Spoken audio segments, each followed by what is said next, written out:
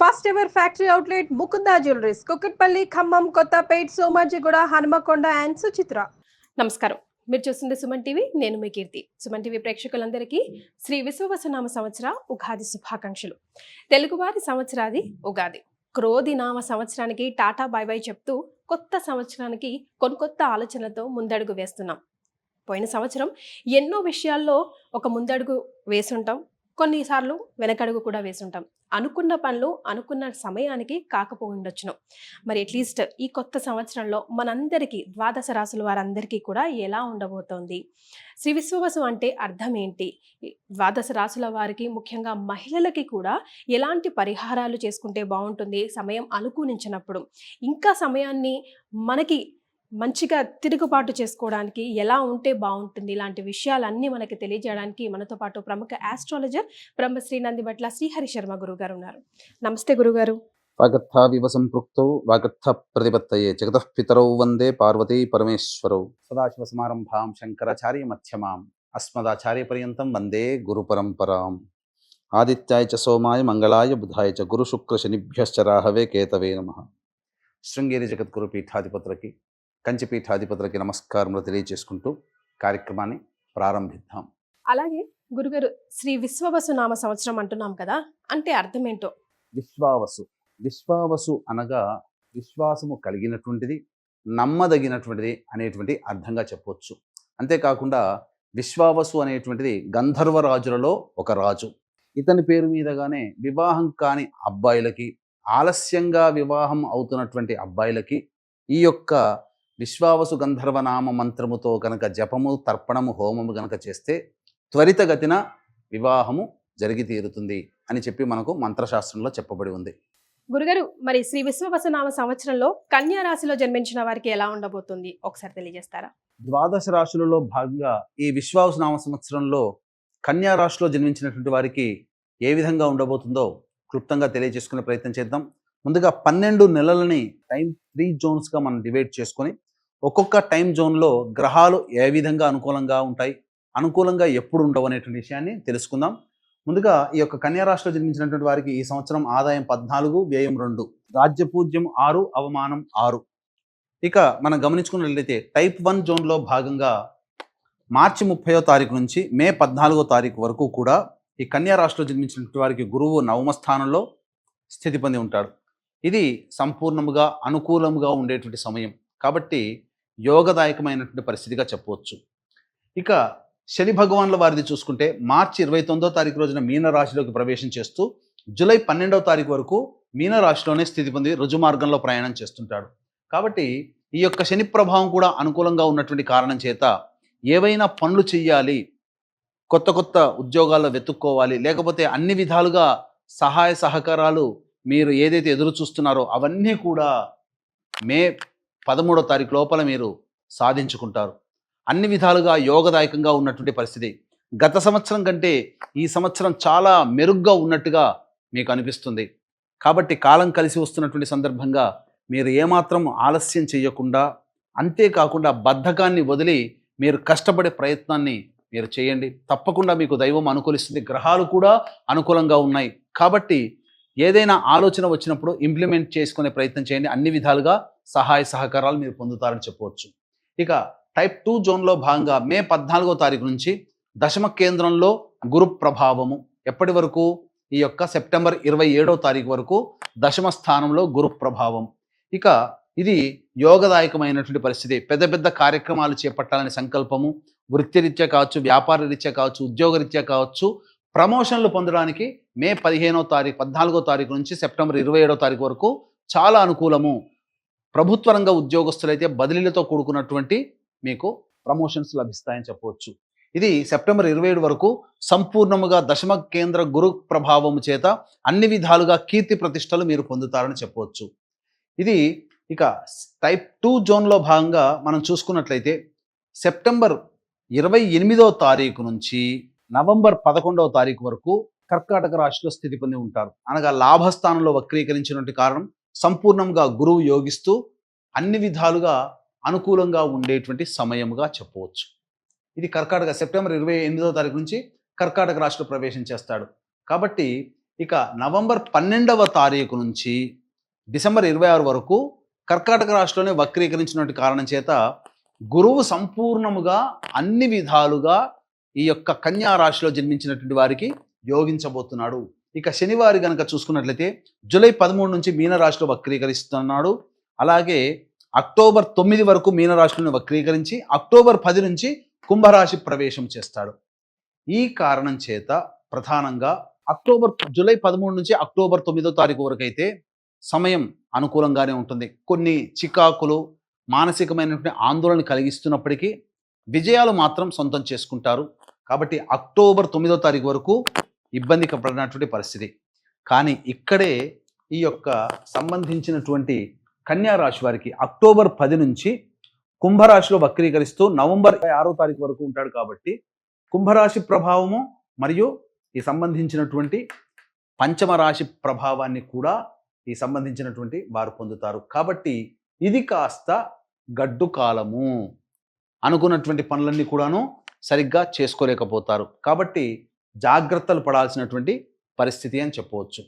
ఇక నవంబర్ 26వ తారీఖు వరకు కూడా అక్టోబర్ 10 నుంచి నవంబర్ 26వ తారీఖు వరకు కుంభరాశిలోనే స్థితి పొంది ఉంటాడు. ఇది మాత్రము సంపూర్ణముగా యోగ కాలము. ఇటు గురువు అనుకూలిస్తున్నాడు.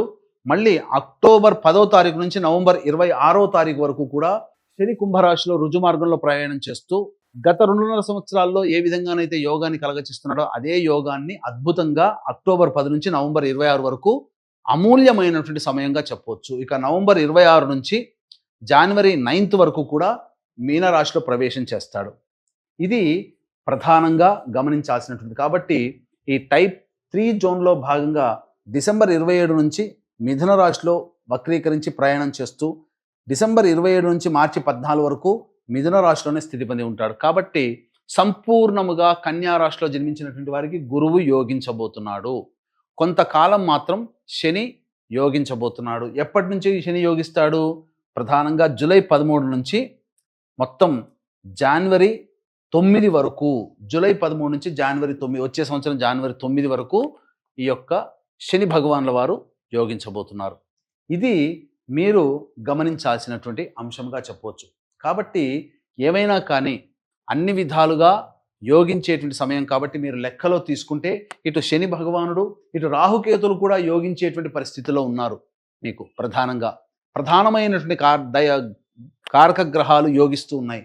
కావున ఏతావాత చెప్పొచ్చేది ఏమిటంటే జూలై 13వ తారీఖు నుంచి వచ్చే సంవత్సరం 9 వరకు సంపూర్ణముగా అనుకూలంగా ఉండేటువంటి సమయం. గురువు ప్రభావము, శని ప్రభావము, రాహు ప్రభావము, కేతుగ్రహ ప్రభావం అన్ని విధాలుగా యోగిస్తాయి. కాబట్టి మంచిగా మీరు ఏదైనా ఆలోచన అనుకున్నప్పుడు చేసే ప్రయత్నం చేయండి, తప్పకుండా యోగిస్తుంది. ఇక ఈ యొక్క సింహరాశిలో జన్మించినటువంటి విద్యార్థులకి గురుబలం సంపూర్ణంగా ఉండడం వల్ల అనుకున్నటువంటి ప్రవేశ పరీక్షల్లో ఉత్తీర్ణత శాతాన్ని పొందుతారు.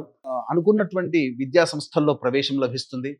అలాగే ఈ యొక్క కన్యా రాశిలో జన్మించినటువంటి రాజకీయ నాయకులకి జూలై తర్వాత నుంచి అద్భుతంగా యోగకాలం స్టార్ట్ అవుతుంది. వాళ్ళు ఏదైనా కానీ ఆ పదవి ఆశించితే ఖచ్చితంగా పదవి కానీ లేకపోతే ప్రజాదరణ పొందేటువంటి అవకాశం కూడా గోచరం అవుతుందని చెప్పవచ్చు.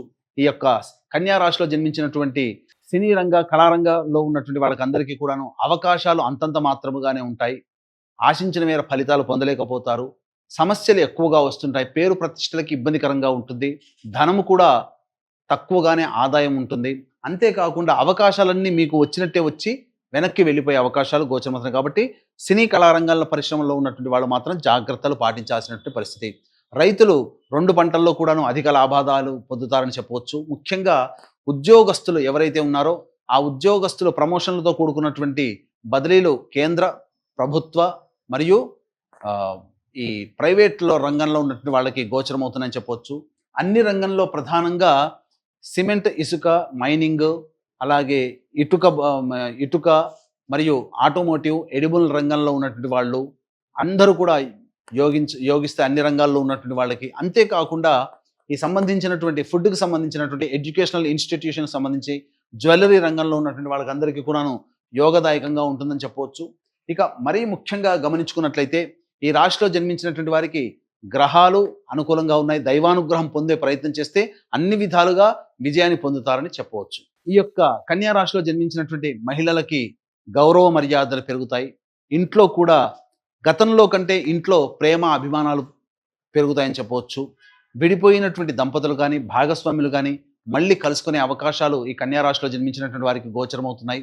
అన్నిటికంటే ప్రధానంగా వివాహం కావాల్సినటువంటి అమ్మాయిలకి ఖచ్చితంగా వివాహ సంబంధాలు, కోరుకున్నటువంటి వ్యక్తితో వివాహ సంబంధాలు జరిగే అవకాశాలు ఎక్కువగా ఉన్నాయని చెప్పవచ్చు. అన్నిటికంటే ముఖ్యంగా ఆభరణాల కొనుగోలు, స్థిరాస్తుల కొనుగోలు, వాహన కొనుగోలు, అలాగే మీ పేరిట ఏవైనా కానీ స్థిరాస్తులు వచ్చే అవకాశము గోచరమవుతున్నాయి.